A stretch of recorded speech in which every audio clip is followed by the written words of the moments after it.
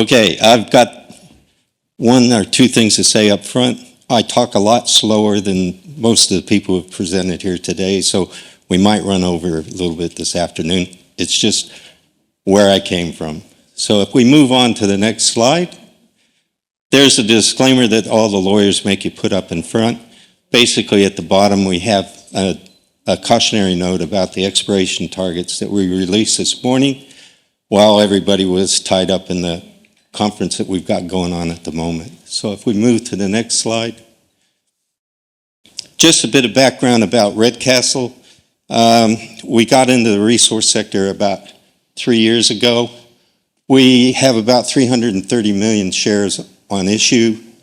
About 65% are held by the directors and the top 20 shareholders. Enterprise value was only about $6 million at the end of the financial year. And for us, we think that's a true indicator that we're really undervalued based on what we know about our assets at the moment. We can go to the next slide, please. So why invest in Redcastle? One, most importantly, we have the right rocks. The right rocks, the right rocks that we have are basically Gabbros and Dolerites. They're found in all the major gold mines in the eastern gold fields. Two, we've got the right structural components where the rocks are located, and that's really the shear zones that lead to higher resource values that we've seen in our intercepts at depth. Three, we're in the right location. We believe that we have a potential for a capital light investment structure to get into production because we're surrounded by underutilized mine processing plants. The other thing is we hired Spiro Karas. Dr. Karas is a leading expert in the eastern gold fields, been involved with the eastern gold fields since the 1980s. And he's provided a lot of guidance and direction as we pursued the geology and the geophysics. We can move to the next slide, please. So we're located kind of in the same general vicinity as Bright Star. We're near the Murrin nickel mine. We're close to the Gwalia gold mine. And we have access to all the infrastructure up there. If we go ahead to the next slide. Our tenements cover about 1,100 hectares. Of that 1,100 hectares, 650 hectares or thereabouts are covered by a mining lease or mining lease applications. That means that basically we have security of tenure, which is pretty important in the business that we're in. And what you see up there is a total of 17 prospective areas that we've identified. 2 years ago, when I got involved with the company, we had only about 2 focus areas, and we've grown that prospect portfolio quite dramatically with the help of CMPL. Moving ahead to the next slide. This morning we released the exploration targets for our Queen Alexandra project and our Redcastle Reef project. The total high side potential there is basically 430,000 ounces. And that's on the back of basically the last 18 months of work that we've done and some of the earlier drilling campaign. We think that's quite a good return on our investment where we spent about $500,000 to get to this point. We move ahead. So we started this journey with an independent review by Spiro, as I call him by his first name. So basically, he's a man who likes to go to the site. We've had 4 site visits, and I've worked the ground with him, walked alongside. He picks up the rocks, and I carry him. We've taken the time to create an integrated database. This area has been historically mined from the 1880s. It's had modern techniques applied to it since the 1970s, and the data was all over the shop. So we've taken the time to basically integrate the database where we can access all the information that we need to get the biggest bang for our buck when we go out in the field and we drill some holes in the ground. We've also done a complete auger sampling across all the tenements on a 200 by 50 spacing, and at the end of this we ended up with a maiden JORC resource in oxide material, which we think overlaid a much higher grade than we saw in the oxide. Next slide. So why are we focused on the deeper potential that was highlighted by Spiro at the beginning in his independent report? Well, basically, there's over 500 holes been drilled here. Most of them have gone for the low-hanging fruit, been unsuccessful. Only seven of the holes have ever drilled deeper than 100 meters. And with that, basically, Spiro emphasized the fact that you need to get beyond 100 meters in order to see real good grades. We move ahead. We have basically covered everything there in some of the previous slides, except the word alluvial, not alluvial, alluvial, which is gold that's left in situ after the erosion of the material that it's been encased in for hundreds of millions of years. We have a number of prospectors that we know and trust and have worked our ground for a long time and have found lots of alluvial gold, which is an indication, according to Spiro's thesis, of rich, deeper veins that we may see if we go deeper than 100 meters. So if we move ahead. So there's a shot of all the holes that have been drilled in our acreage, and it's why we think we're fundamentally underexplored. If you move one more slide. We've skipped a slide, but never mind. There's a shot of all the holes over 100 meters. And you can see, if you back up one, please. And as you can see, there are only 7 holes, and they're concentrated around the Redcastle Reef and the Queen Alexandra prospects. Now, what's interesting about that is 3 of those holes are the diamond holes that we've just been involved with. We move ahead now. I mentioned earlier that we've done the auger sampling across all our tenements. That auger sampling is really very good at giving us surface indication, which then we can align with the observations and the surface recon that the geologists have done when they've walked the ground. And that comes up with some targeted areas here. And these targeted areas are areas that we want to actually pursue further and spend additional money on. We move forward one slide.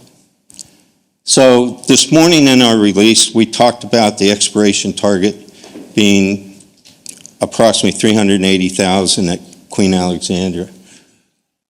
That's basically from the edge of the green down to what we call OP2, which is one of the diamond holes with its original name. We also have geological and geophysical evidence that supports that strike extending from 500 meters on to 1.2 kilometers. That is not included in the exploration target at the moment because we don't have sufficient information to really make that call at this time, but it's certainly on our radar as something to pursue in the future. Moving ahead. So this is historically what Redcastle has done on these on our 2 drilling campaigns, both at Redcastle Reef and at Queen Alexander. And the most important thing is RRC 95 and RRC 151, which were reverse circulation holes, were the first holes that were drilled deep enough to give us a clue about the high grade values in the deeper ore bodies. Before that, we didn't have any clues or any information. Those are what kind of led Spiro to the prediction that we should go deeper and look deeper. If we move ahead. So in the announcement earlier this week about our diamond drilling results, this is a shot of the of the diamond core at the second diamond hole, QA24D002. Basically, you see an extraordinary grade of 133 grams a ton, or over 4 ounces per ton. Interestingly, that's at 167 meters. Above that, or in line with that, it's really about 3.7 meters, and it's about an ounce a ton. We move ahead. That's a shot of the visible gold out of the first hole that we drilled with the diamond rig. And you see the intercepts there are about 90 meters. We go to the next slide. So the Redcastle interpretation, or the QA interpretation, I should say, is really based on the following. We have two, what we call high quality, high confidence veins 1 and 2, which extend to the southeast, and they're open in that direction. We have another vein, which we call vein 3, which we have less confidence in and have attributed only a portion of vein 3 to the exploration target that we announced today. On top of that, we do have some information, but it's less information and less data than we have at vein 3 in vein 4. What that points to is if we track further to the north, we may intercept more of these veins. We're not sure, but the exploration thesis is that they may have some additional repeats.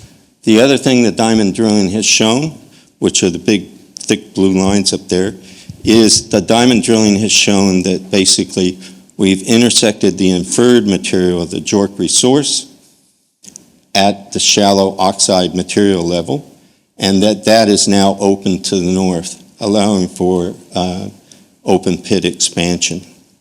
If we move ahead to the next slide. So this is a long section, this is a long section view of vein 1. You can see the visible gold intercepts and the projection that basically it's open at depth, it's open to the southeast in line with the plan diagram. And if we move to the next one, vein 2. Vein 2's not quite as rich, doesn't have quite the same high grades that we've seen in vein 1, but you still see visible gold, and you do see the higher grades at depth. Again, it's open to the southeast, it's open at depth. So we see this as a key upside potential for us moving forward. If we now move ahead one slide. So I'm not a geologist. Saved by the bell. What makes the geology exciting here, according to Spiro and the other geologists, is this rock on the right shows multiple veins coming in from different direction and what I like to say, crashing into each other. And where they crash into each other, it basically creates a blowout in the intersection. Now, in the petroleum industry, a blowout's a real problem. But in the gold industry, the issue is it creates an opportunity to facilitate visible high-grade free gold that we've seen three of the holes that we've drilled so far, 2 of the diamonds and 1 of the reverse circulation holes. So we think that's really an important thing. The issue comes up is when you have these multiple intersections, and they do come from different directions, if you drill predominantly in one direction, you may understate the amount of mineralizations there because you drill parallel to some of the veins rather than try and intersect them. To resolve that issue, maybe it's not the best thing to do in drilling additional wells to sort out the vein orientation. And Spiro's recommendation is that we actually look at entering the oxide pit in order to resolve the vein orientations, which we can capture as we start to do some progressive mining there. If we move ahead. So there's been some commentary about, high grades, ultra high grades as we've seen, but they're thin veins. So in our exploration target that we released, the 380,000 at QA is based on 1.2 million tons at 10 grams a ton. You've seen intersections that I've showed you today. We have intersections of 3.7 meters at 37.5 grams per ton. We would rather move 1.2 million tons of ore than, say, have to move 10 million tons of dirt in order to get 1 to 2 grams a ton for the same effort. So for us, we're interested in a business model or an enterprise model of a shallow pit, which then at the bottom of the pit we can enter these veins which are plunging to the southeast and open at depth, and we can track them down. The mining methodology is well proven. It's a long hole open stope arrangement. There's a diagram there that basically indicates that, and we feel that this is a great opportunity for an underground mining asset below an open pit as a starter pit. If we move ahead. So I'm going to switch gears now, and we're going to talk a little bit about Redcastle Reef. Redcastle Reef is about 10% of the size of Queen Alexandra on the exploration target. But the important thing is it's only 1 kilometer away. So you can see that there's synergies, and we'll talk about them. Key features: mineralization at surface. The photograph at the right, we see a quartz vein. There's a 750-meter strike length on the old workings at Redcastle Reef. On top of that, it's all open pitable oxide material. And it's been subject to extensive drilling in the past. So historical workings, historical drilling, modern drilling, basically no one's gotten the size of the prize yet that could make it economic. If we move forward, that's the drilling plan. It looks kind of east-west. If we move ahead again. So we look at the cross-sections, and Spiro and the geos have basically had a good look at them. And they hypothesize now that basically there's a plunge to the east, much in the same way as that the high-grade veins at QA plunge to the southeast. A little bit different direction, but that's what we want to follow up with. And the exploration target at Redcastle Reef doesn't include any of the deeper potential below 100 meters. So if we move ahead one slide. So exploiting Redcastle Reef, basically a similar strategy to what we had at QA. That's a shallow open pit. As a starter pit, we want to drill to test the hypothesis that there's a plunge to the east, because we know in this area, if we can get onto ore bodies that are deeper in the zone, basically they're likely to have higher grade. Look, being only 1 kilometer apart and in the same mining lease, it's got to help on the administration and the approvals and the native title negotiations. There's certainly a lot of potential for other synergies as we go. So the question is really, what's next for us? We've got a portfolio of 15 additional prospective areas in basically 1,100 hectares. It's very compact. It allows for a lot of synergies. We don't have to go a long way to look at the different areas. What we really need to focus on is, I like to think ourselves as, we're a kid in a candy shop with a bag full at QA.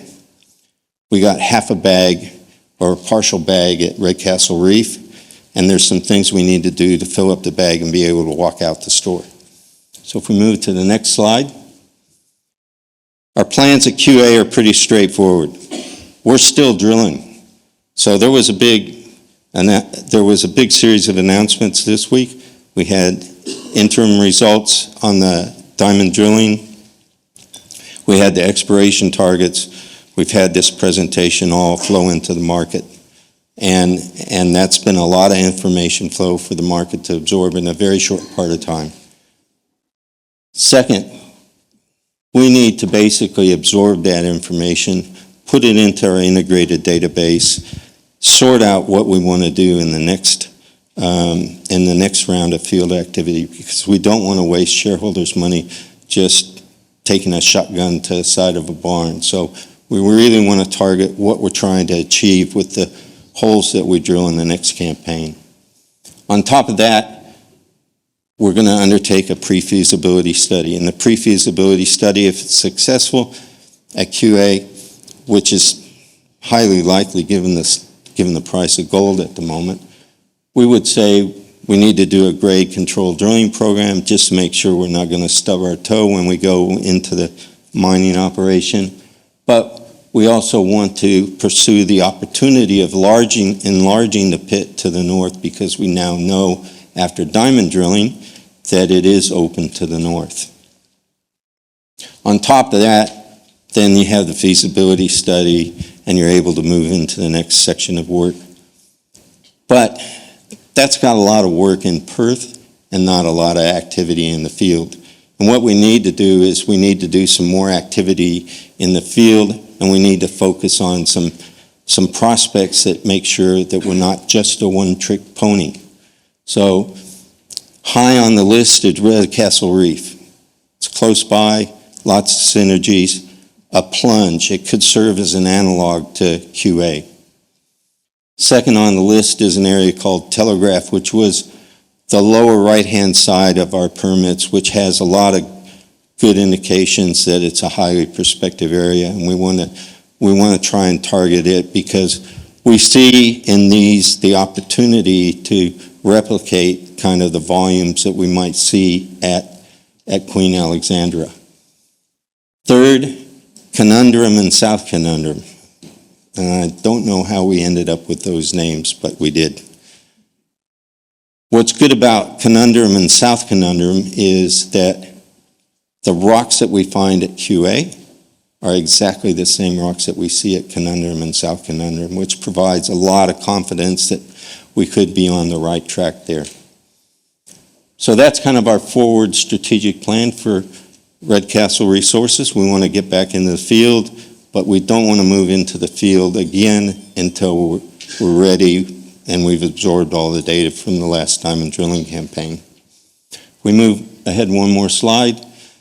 So circling back, look, we feel on this basis we're fundamentally undervalued. We've been flying below the radar for about 18 to 24 months. We've just been working, trying hard to understand our assets.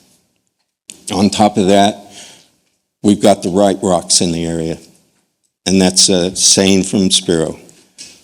On top of that, we've demonstrated high-grade intercepts in veins, and we now know that those veins really do plunge to the southeast and are open at depth. We've got multiple areas. We want to pursue and high-grade some of them so that we're not just a one-trick pony and dependent upon success in one specific area. And the aim is to replicate QA 2 or 3 times over in a relatively small area, which is pretty beneficial when you're trying to organize a campaign in several different areas and you don't have to move the rig too far. On top of that, all the geological opportunities that we see are managed by CMPL, which is Spiro's consulting company. They do an excellent job. They've got a massive amount of experience in the Eastern Goldfields, and everything they've programmed for us, we've been able to deliver on over the last 18 to 24 months. So what that leads us to is strategic pathways to value for the shareholders in Redcastle going forward. That's it. Thank you.